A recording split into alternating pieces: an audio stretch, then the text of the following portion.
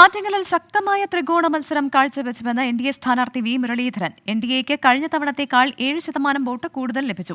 പിണറായി വിജയൻ സർക്കാരിനോടുള്ള അമർഷം വോട്ടിൽ പ്രതിഫലിച്ചുവെന്നും വി മുരളീധരൻ പറഞ്ഞു. ശക്തമായിട്ടുള്ള ഒരു ത്രികോണ മത്സരം കാഴ്ചവെച്ചുകൊണ്ട് ഭാരതീയ ജനതാ പാർട്ടിയോടൊപ്പവും ദേശീയ ജനാധിപത്യ സഖ്യത്തോടൊപ്പവും നിന്ന മുഴുവൻ വോട്ടർമാർക്കും നന്ദി പറയാൻ ഞാൻ ആദ്യമായിട്ട് ഈ അവസരം ഉപയോഗിക്കുകയാണ്. ദേശീയ ജനാധിപത്യ സഖ്യത്തിന് 65,277 വോട്ടിൻ്റെ വർധനവാണ് ലഭിച്ചിട്ടുള്ളത്. ഏതാണ്ട് 7% വോട്ടിൻ്റെ വർധനവ്.